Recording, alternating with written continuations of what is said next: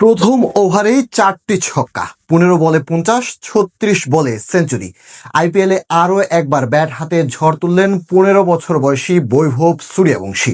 তবে তার সেই ইনিংসকে মলিন করে অভিষেক শর্মা এবং ঈশান কিষানের দুর্দান্ত ইনিংসে রাজস্থানের পাহাড় সম সংগ্রহ টপকে আরও এক জয় তুলে নেয় সানরাইজার্স হায়দ্রাবাদ। টানটান উত্তেজনাপূর্ণ ম্যাচে ব্যাটারদের এমন পারফরমেন্স এবং হায়দ্রাবাদের জয় নিয়ে বাকিটা জানাবো রিপোর্টে।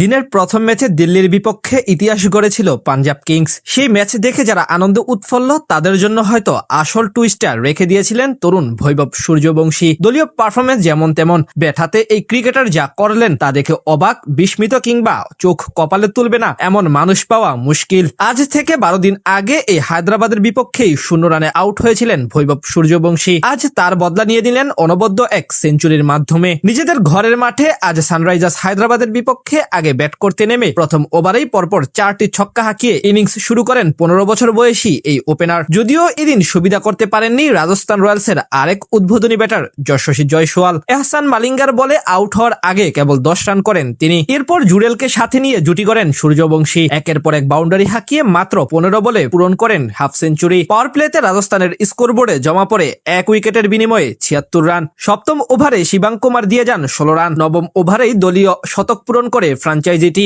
মাঝে দারুণ খেলতে থাকা জুডেল অর্ধশতক হাঁকিয়ে আউট হলেও তাণ্ডব অব্যাহত রাখেন সূর্যবংশী। 14তম ওভারে পরপর 1-4 ও 2 ছক্কা মেরে মাত্র 36 বলে পূরণ করেন সেঞ্চুরি। যদিও পরের বলেই বিদায় নিতে হয় তাকে। যাওয়ার আগে 12টি ছক্কা এবং 5টি চারের সাহায্যে খেলেন 103 রানের অনবদ্য এক ইনিংস। শেষ দিকে ব্যাট হাতে ঝড় তোলেন ডেনোভান ফেরেইরা। 3টি 4 ও সমান ছক্কায় 16 বলে 33 রান করে দলীয় সংগ্রহ নিয়ে যান 228 রানে।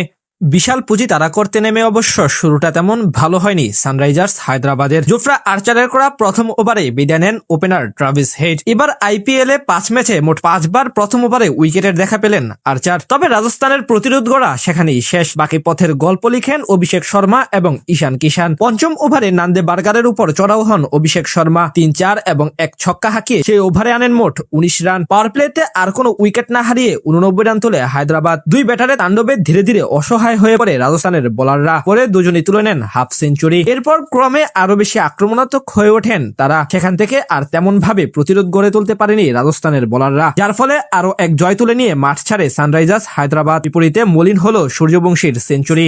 এই জয়ের মাধ্যমে পয়েন্ট টেবিলের অবস্থান আরো বেশি শক্ত হলো এসআরএইচ এর। বিপরীতে আরো বেশি তলানিতে চলে গেল রাজস্থান রয়্যালস। দিনের প্রথম ম্যাচে দিল্লির বিপক্ষে ইতিহাস গড়েছিল পাঞ্জাব কিংস। সেই ম্যাচ দেখে যারা আনন্দ উৎফুল্ল তাদের জন্য হয়তো আসল টুইস্টার রেখে দিয়েছিলেন তরুণ বৈভব সূর্যবংশী। দলীয় পারফরমেন্স যেমন তেমন, ব্যাট হাতে এই ক্রিকেটার যা করলেন তা দেখে অবাক, বিস্মিত কিংবা চোখ কপালে তুলবে না এমন মানুষ পাওয়া মুশকিল।